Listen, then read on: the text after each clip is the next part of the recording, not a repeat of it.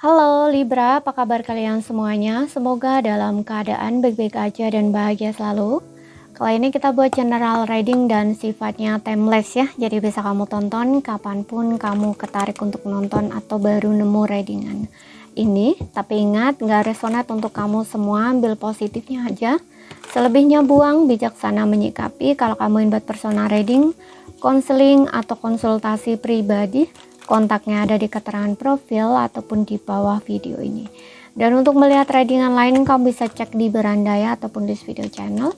Sifatnya timeless, jadi bisa kamu tonton kapanpun kamu ketarik untuk nonton atau baru nemu readingan tersebut. Oke, tema kali ini adalah tentang mantan kamu ya. Kita akan lihat apa sih yang perlu kamu ketahui tentang mantan kamu ini ya. Jadi mungkin ada yang hal-hal yang tidak kamu tahu, akhirnya kamu tahu melalui readingan ini. Oke, siapapun mantan yang kamu pikirkan ya, kita lihat ya. Zodiak Libra, energi mantan kamu di sini. Ke kamunya gimana ya? Yang perlu kamu tahu tentang mantanmu ini.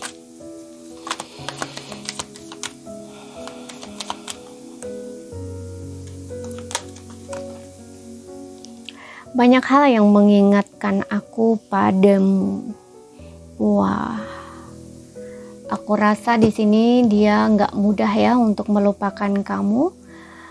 Dimanapun meninggalkan jejak di sini ya. Contoh nih, di setiap dia lewat jalan tertentu saat kamu melewati bersama dia ingat kamu, atau bahkan di saat dia naik mobil, biasanya di dalam mobil sebelahnya duduk kamu, nggak ada kamu, nah ini ingat gitu. Kemudian di restoran kalian makan berdua, saat dia kesana lagi makan, nah itu dia ingat gitu. Pokoknya di sini banyak hal yang mengingatkan kamu. Jadi kamu itu memiliki banyak jejak ya, yang nggak bisa dia hapus gitu. Dan jejak itu masih terlihat oleh dia gitu. Bahkan mungkin di saat ya itu ya, di saat kalian jalan bareng, naik mobilnya, itu masih ingat gitu. Bahkan mungkin ada kenangan-kenangan tertentu ya. Contoh nih, kamu ngasih dia sesuatu, entah kamu pernah ngasih hadiah apa gitu ya. Nah, dia masih simpan, ataupun bahkan dia nggak simpan pun ketika dia lihat pas dia jalan di mall gitu ya, karena itu sama gitu yang kamu beliin mungkin. Nah, tiba-tiba dia ingat kamu gitu, karena barang itu kan sama ya gitu. Aku contohkan nih gini, kamu pernah ngasih nih ya kado hadiah istilahnya boneka ya, boneka Doraemon misalkan. Ketika dia jalan-jalan ke mall atau di toko, ke toko apa gitu, kemudian di situ ada boneka Doraemon yang sama, nah istilahnya gitu, dia ingat kamu gitu. Pokoknya di sini banyak hal yang mengingatkan dia pada kamu, baik dalam saat dia dengerin lagu ternyata itu lagu yang pernah kamu dengerin berdua, atau kamu pernah nyanyiin misalkan, atau itu lagu kesukaan kamu, film yang dia tonton juga. Nah, ingat kamu dia saat-saat seperti itu gitu. Banyak hal di sini pokoknya yang mengingatkan kamu pada dia, yang mengingatkan dia pada kamu. Kemudian di sini ada, aku tahu bahwa aku melewati batas denganmu. Dia sadar di sini ya, dia melewati batas. Ada tindakan dan sikap atau perlakuan dia yang melewati batas dengan kamu. Dia sadar itu. Dia tahu dia salah. Ya. Kemudian di sini dia bersyukur atas pelajaran spiritualnya. Saat kamu nggak bersama dia, karena dia refleksi diri, karena tadi aku bilang dia sadar, dia tahu bahwa dia melewati batas dengannya. Nah, ini dia juga kayak bisa belajar dari situ gitu loh. Ya, kayak sadar lah intinya gitu. Dia bersyukur atas pelajaran spiritualnya. Jadi dia bisa mengambil pelajaran gitu loh. Dari ini, dari situasi ini, dari koneksi kamu dengan dia gitu. Sehingga dia bisa jadi orang yang lebih baik di sini atau lebih sadar gitu. Makanya dia tahu dia salah ya. Dia melewati batas dengan kamu. Dia sudah melewati batas dengan kamu gitu. Sikap dan tindakan dia atau apapun di sini. Di sini dia merasa kamu adalah hal yang terbaik dalam hidupnya ya. You were the best thing in my life. kamu adalah hal yang terbaik yang pernah hadir dalam hidupku gitu. Jadi dia sadar juga bahwa kamu adalah yang terbaik gitu. Karena kamu dapat menyadarkan dia ya. Karena kamu memicu kesadaran dia di sini untuk dia lebih berspiritual atau meningkatkan level spiritualnya. Biasanya kamu itu memberikan sesuatu yang tidak diberikan oleh orang lain. Mungkin ketulusan kamu, mungkin cara kamu berpikir, apapun itu. Kayak orang ini tuh dapat belajar dari kamu gitu. Makanya dia ngerasa kamu adalah yang terbaik yang pernah hadir dalam hidupnya dia. Ya. Jadi dengan mantan-mantan dia di sebelumnya atau mungkin setelah kamu dia jalan dengan orang baru, itu nggak sama gitu, rasanya beda, nggak seperti saat dia bersama kamu. Kamu yang terbaik di sini, kamu tetap nomor 1 di sini, walaupun kamu ngerasa mungkin nggak mungkin dia sudah jalan dengan orang lain kak, dia sudah bahagia dengan hidupnya begini, nggak seperti itu kenyataannya.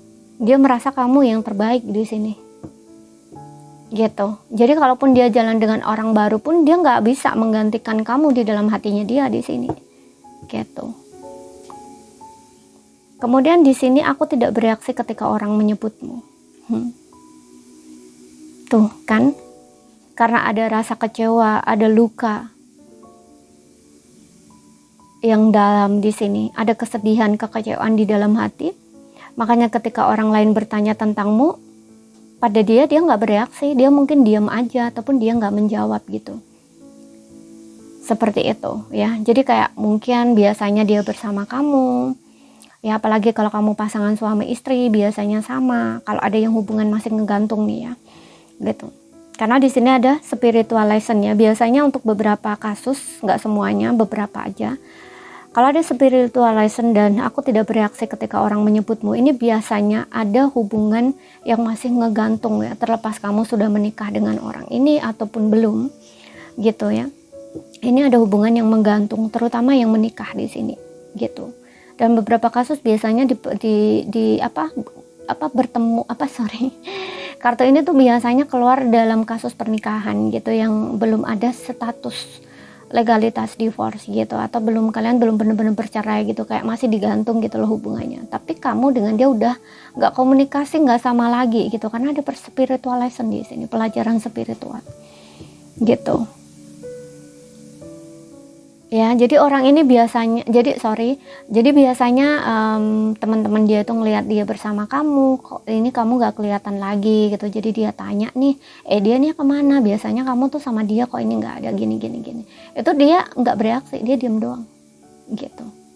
Dia nggak ngomong apa-apa, cuman diem doang gitu. Seperti itu. Kalau nggak gitu ya, kalau kalian belum menikah ya mungkin beberapa dari mereka pernah bertanya, hubungan kamu dengan dia kayak gimana gitu. Dianya biasanya bersama kamu, kelihatan bersamamu, sama-sama kamu, ini kok enggak gitu. Nah, itu dia nggak ngejawab, dia diem doang di sini. Karena dia sendiri pun nggak tahu harus jawab apa gitu. Ya, kalau ini untuk yang menggantung gitu, dia sendiri nggak tahu harus jawab apa kalau hubungannya kalian masih ngegantung gitu. Antara ada dan nggak ada gitu kan, gitu. Dia diem doang, dia nggak reaksi, dia diem doang di sini. Atau mungkin dia cari-cari alasan gitu ya, atau mungkin dia pergi berlalu biar nggak ditanya lebih gitu ya. Karena kadang-kadang kalau kita punya seseorang yang sangat kita cintai atau kita sayangi ya, tapi dia mengecewakan kita, itu tuh ketika ditanya tentang orang itu tuh dia nggak bisa jawab gitu, karena hatinya masih sakit, dia nggak mau keinget gitu ya. Makanya untuk beberapa orang, bukan beberapa orang, makanya untuk kamu ya, di sini juga aku nasihatkan ya, aku sarankan jangan bertanya sama orang yang hal yang sensitif gitu, karena kita kan nggak tahu ya gimana posisinya, perasaan dia saat itu. Mungkin terlihat happy mungkin dia terlihat bahagia, tapi kan kamu nggak tahu ya bagaimana dalamnya gitu. Jadi berhati-hati tentang pertanyaan-pertanyaan sensitif. Contoh nih, kamu punya teman yang dia itu sudah bercerai dengan pasangannya. Nah itu hati-hati, jangan bertanya tentang mantannya gitu. Kalau dia nggak membuka suara sendiri, jangan bertanya gitu ya. Karena itu pertanyaan kamu itu, walaupun kamu cuman bertanya, pertanyaan kamu mungkin menurut kamu nggak menyakitkan, itu bisa loh menyakitkan buat dia gitu, karena dianya nggak siap gitu atau belum sembuh. Jadi ketika kamu bertanya tentang mantannya atau masa lalunya, itu bisa saja kayak membuka luka itu kembali gitu loh ya. Jadi untuk kamu ya di sini, hati-hati saat bertanya sama seseorang gitu. Kalau di dalam kasus-kasus hal yang sensitif gitu, seperti aku contohkan seperti itu gitu. Biasanya orang-orang, terutama perempuan ya, beberapa kasus dalam perceraian gitu yang pernah bercerai, itu tidak mudah ya untuk menjalani hidupnya kembali gitu ya. Hatinya akan sangat-sangat sakit, bahkan bisa menjadi trauma. Karena aku sering kali dengar ya, beberapa orang di luar sana itu bertanya itu kayak nggak, seolah-olah tuh dia kayak nggak punya otak gitu ya, nggak punya pikiran gitu ya. Apakah pertanyaan itu wajar, apa boleh untuk dipertanyakan dan enggak, itu enggak gitu loh. Mereka tuh kayak seolah-olah tuh ngomong itu seenak jidat dia gitu ya. Kalau orangnya nggak ngejawab, dia malah dikata-katain ya, kayak seolah-olah tuh gitu aja nggak jawab, ngapain sih dirahasiain dah, kayak seolah tuh nyepelein gitu loh. Aku sering lihat orang-orang seperti ini gitu.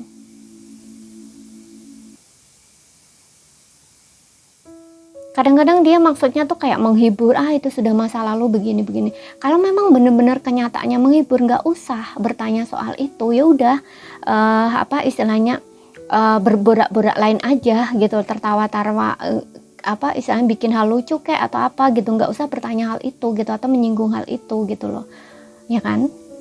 Karena kita itu nggak tahu bagaimana perasaan dia gitu loh. Meskipun dia tertawa-tawa di depan kita ya, dia bisa cerita dengan semangatnya tentang istilahnya tentang hidup yang dia jalani yang terlihat oke ya. Contoh dia traveling kemana, dia shopping apa, dia habis jalan kemana. Nah biasanya kan ada yang cerita-cerita seperti itu kan semangat banget ya, ingin menceritakan ke temennya gitu. Ya nggak masalah gitu, kita dengerin hal itu aja gitu, kita bisa tertawa-tawa dengan hal apa yang dia ceritain, tapi jangan menyinggung hal yang satu ini gitu ya. Belum tentu dia bercerita sesemangat itu, tapi hatinya oke, belum tentu gitu ya. Ketika kita menyinggung hal yang satu itu gitu, bisa-bisa tertawa dia jadi kesedihan gitu, karena kita bertanya hal satu itu gitu ya. Jadi kalau kamu punya teman seperti ini, kalau dia nggak buka suara sendiri, jangan sekali-kali bertanya gitu. Kecuali dia membuka suara sendiri, kemudian kamu memang pengen tahu tentang hal lain gitu ya, atau tentang masa lalunya, nggak masalah gitu. Karena dia sendiri yang memulai buka pembicaraan gitu. Mungkin dia memang pengen cerita ke kamu, butuh teman curhat, butuh teman cerita, nggak masalah kamu tanya selebihnya gitu, yang ingin kamu tahu, atau sekiranya mungkin kamu bisa memberi nasihat untuk hal itu gitu. Bisa menghibur dia, bisa mensupport dia, memberi saran, nasihat, nggak masalah gitu. Tapi kalau dianya nggak membuka, nggak usah bertanya gitu. Oke.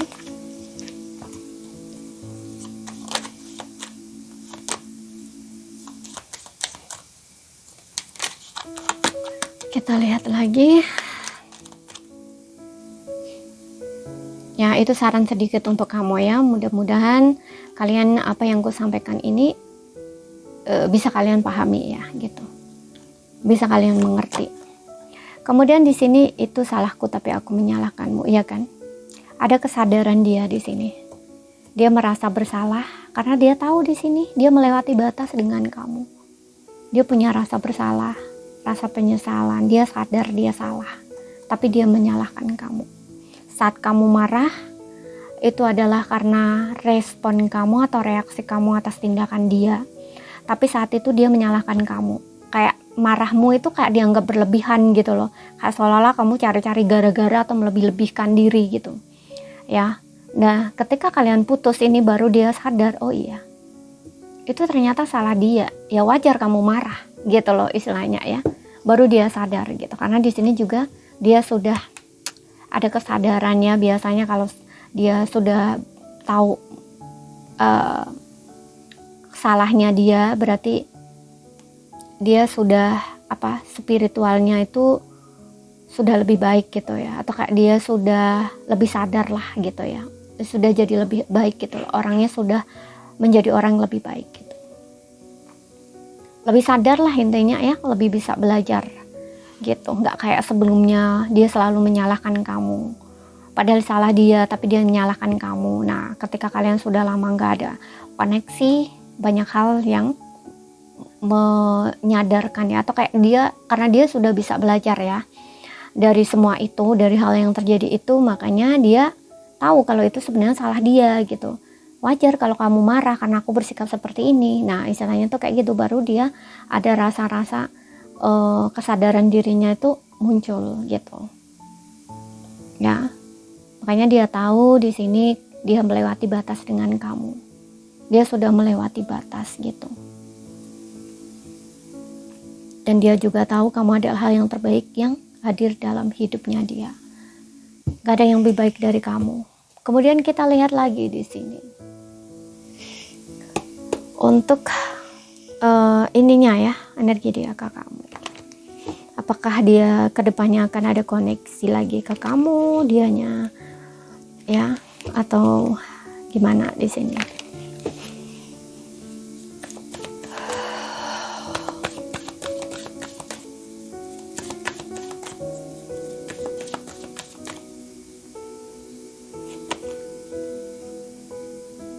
Stay optimistic about your love life, positive thinking.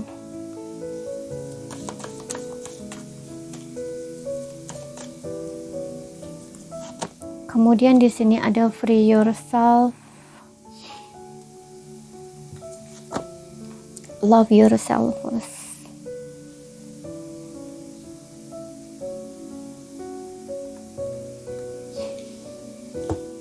Di sini ada adjustment.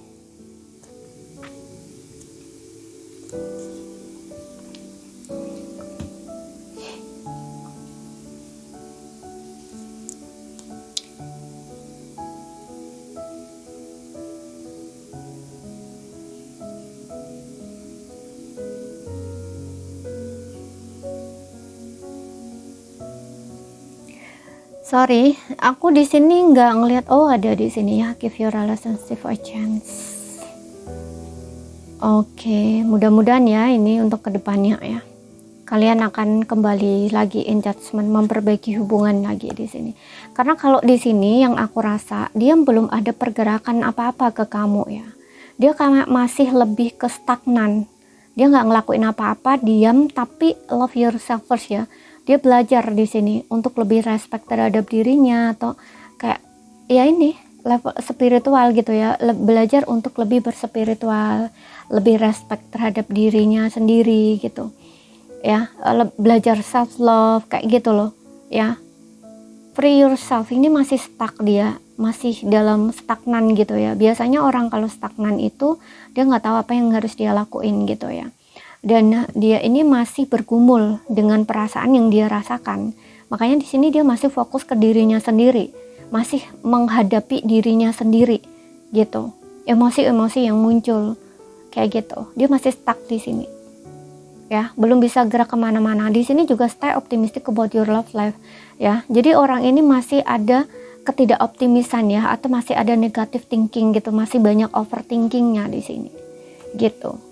Ya, di sini yang aku rasakan masih seperti itu. Jadi energinya tuh nggak gerak. Tapi di sini engagement ini kayak orang yang lebih memperbaiki diri gitu loh ya. Meningkatkan level kesadaran dia gitu loh. Jadi masih fokus ke diri sendiri gitu, memperbaiki dirinya kayak gitu. Karena di sini juga masih stuck dia. Ya, masih belum bisa kemana-mana bergerak ke kamu, enggak.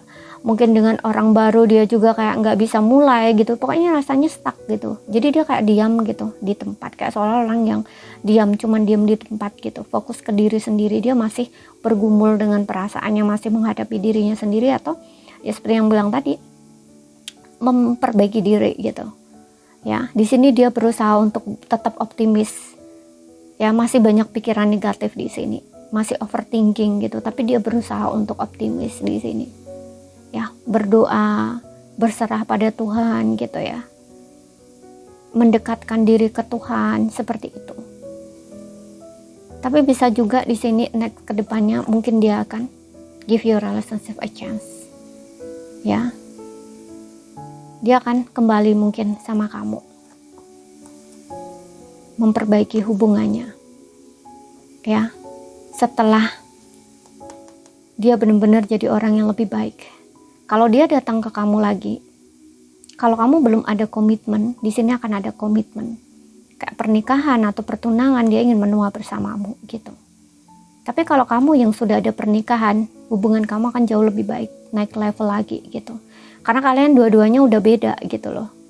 Dia juga bukan orang yang sama, dia sudah lebih punya kesadaran gitu ya. Untuk zodiak kamu, zodiak dia ya di sini.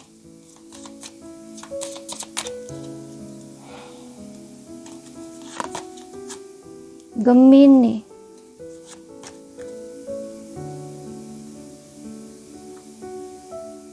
Aquarius, Taurus. Berjiwa sosial ya orangnya, pandai bicara, suka membantu, orangnya cerdas, mandiri, stabil, sabar, setia, orang yang lembut. Jadi kalau laki-laki pun orang ini sangat sabar ya, lembut gitu. Bukan orang yang arogan ya, tapi bisa ini ke depannya ya, dia jadi orang yang lebih stabil, sabar, lembut, lebih setia sama kamu. Apa istilahnya ya, memperlakukan kamu tuh dengan lembut gitu ya, kayak nggak kasar, nggak arogan lagi kayak gitu, nggak dengan nada-nada yang tinggi kayak gitu, nggak gitu ya. Kemudian orangnya bertanggung jawab. Nah ini bisa jadi saja orang yang lebih tenang gitu. Sama kayak aku suka cowok yang kayak tenang gitu, calm gitu ya, walaupun kayak kesannya dia agak arogan gitu, tapi sebenarnya enggak ya, dia punya sisi lembut gitu. Kemudian di sini ada Pisces ya kan, lembut hati di sini. Walaupun dia laki-laki tuh udah jadi lunak gitu ya, udah lembut gitu, nggak seperti dulu. Jadi orang ini udah berbeda gitu nanti ketika dia ketemu sama kamu gitu. Sisi kelembutan dia itu akan keluar. Kalau dulu dia mungkin orang yang nggak lembut hati gitu ya dulunya gitu, mungkin juga nggak sabaran dulunya gitu, karena dia belum bisa melihat sisi itu gitu dari dirinya sendiri. Tapi setelah ini mengalami spiritualism ini, atau kayak dia lebih berspiritual atau meningkatkan level kesadarannya, nah ini dia orang-orang jadi lebih stabil, lebih tenang, lebih sabar, dan lebih lembut hati gitu ya, nggak kasar, nggak arogan lagi gitu.